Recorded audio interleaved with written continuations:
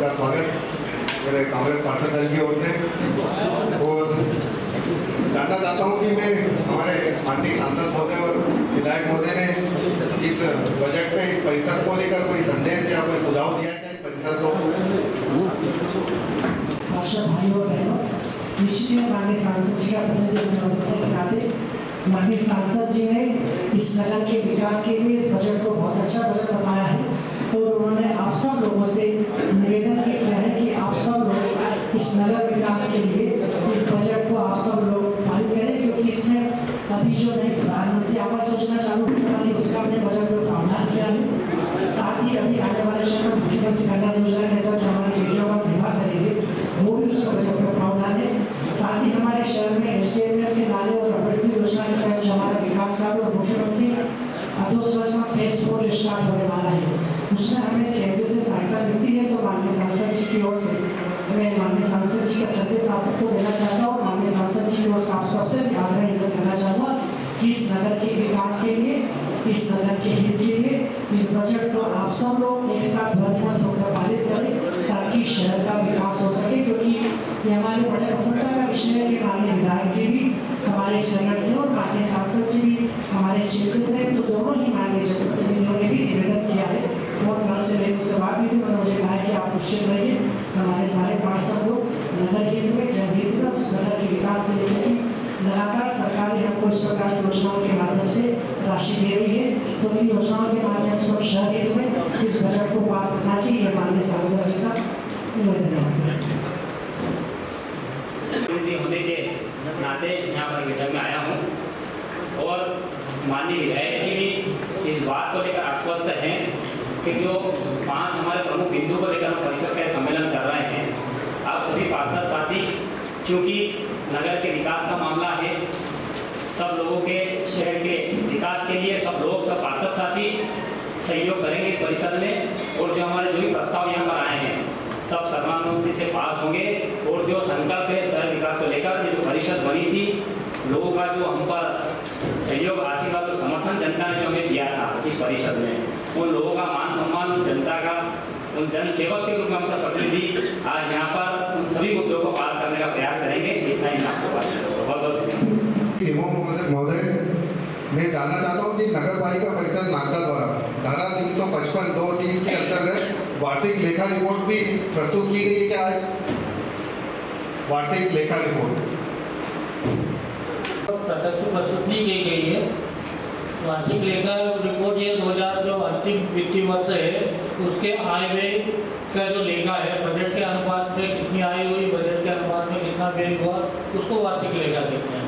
तो वो प्रत्यक्ष प्रस्तुत नहीं की गई है, किंतु इस बजट बुकलेट में कॉलम नंबर 6 में 2023-24 के आय व्यय के वार्षिक आय व्यय के आंकड़े दर्शित है। पेज नंबर बता दीजिए। पेज नंबर नहीं, हर पेज पे बजट के जो कॉलम नंबर 6 है ना, जिसमें लिखा है वार्षिक आय वर्ष 2023-24, ये 2023-24 के वार्षिक आंकड़े हैं। 2023 में किस मत के विरुद्ध कितनी आय हुई है और किस मत के विरुद्ध कितनी हुई है, उस आय और व्यय के कालम के सामने ये चीज दर्शित है। ये वार्षिक आंकड़े आप अवलोकन करेंगे तो पूरे मिल जाएंगे। ये आंकड़े जब अवलोकन करेंगे तो मिल जाएंगे आपको, उसमें लिखा होगा सभी संबोधित करें अध्यक्ष। नहीं, एक्चुअल में मेरे पास संबोधित अध्यक्ष जी आपको ही बताएंगे बोलने के लिए, इसलिए मेरा आपसे निवेदन है कि मैं CMO साहब को संबोधन करूं तो वो ज़्यादा बेहतर रहेगा, क्योंकि मध्य प्रदेश नगर पालिका अधिनियम लेखा वित्त नियम 2018 की धारा 219 वार्षिक लेखा रिपोर्ट वर्ष 2022-23 वर्ष 23-24, धारा 220 अंकेक्षण रिपोर्ट ऑडिट लेखा रिपोर्ट वर्ष 2022-23 23-24, धारा 221 वार्षिक प्रतिवेदन वर्ष 2022-23 वर्ष 23-24। CMO साहब ये बताएं, वित्तीय वर्ष समाप्त होने के वर्ष 2023-24 3 माह के उपरांत ऑडिट रिपोर्ट 30 मई तक परिषद में प्रस्तुत करना उचित है या अनुचित है? जब लोकल फंड ऑडिट होता है तो वो परिषद के पटल पर रखा जाता है। स्थानीय लेखा परीक्षा अभी हुआ नहीं है निकाल। इसमें आखिरी बार अपनों ने कब ऑडिट करा था इसका? स्थानीय जो लेखा है लोकल फंड ऑडिट 2017, 16-17 में हुआ था, उसके बाद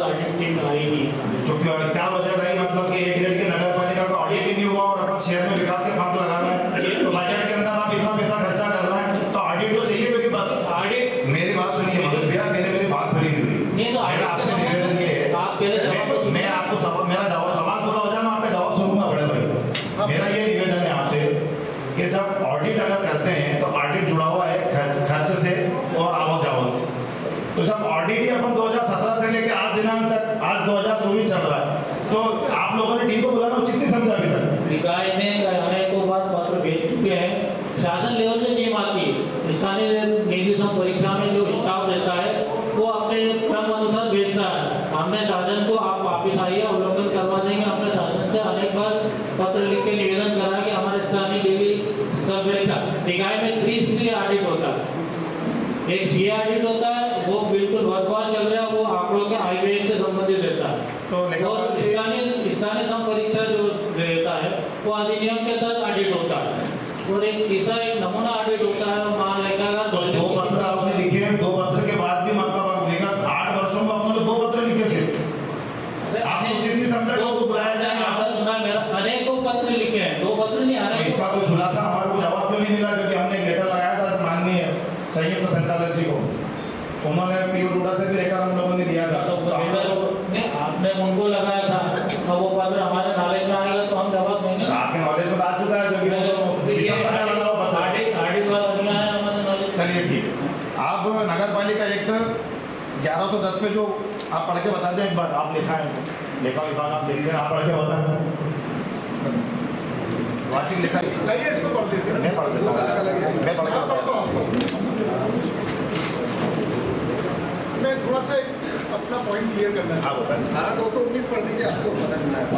धारा 219 आप पढ़ते हैं तो वार्षिक लेखा बजट से रिलेटेड मालूम पड़ जाएगा। सुनिए, ऑडिट जो है, ऑडिट रिपोर्ट जो होती है, 2 तरह का स्थानीय निधि संपरीक्षा ऑडिट करता है। ये ऑडिट होता है नगर पालिका की आयों के आधार पर, ठीक है। बहुत सारी नगरीय निकाय ऐसी जिनकी आय अधिक है, जिनका बड़ा बजट होता है, वहाँ पर स्थानीय निधि संपरीक्षा जो है वो अपने कर्मचारियों को स्थायी रूप से नियुक्त करके रखता है। तो वहाँ प्रतिदिन जो होने वाले व्यय रहते हैं या जो भी होता है, उनकी वो तत्काल ऑडिट होती है और उनको जो है हम लोग वार्षिक रूप से भुगतान करते हैं। हमारी नगर पालिका जो नागदा है, अभी शासन के उन नियमों के अनुरूप जो है उतनी आय और व्यय को हासिल नहीं कर पाई है। इसके कारण हमारा जो ऑडिट है वो स्थानीय निधि संपरीक्षा जो उज्जैन है, मतलब हर संभाग में होता है इसका ऑफिस, वो समयानुसार जो है उनके पास जो स्टाफ है उस अनुसार वो भेजते रहते हैं और ऑडिट होता रहता है। और वो लोग जो हैं जो ऑडिट रिपोर्ट देते हैं उसको हम लोग अपनी नगर पालिका परिषद की जो मीटिंग होती है उसको रखते हैं।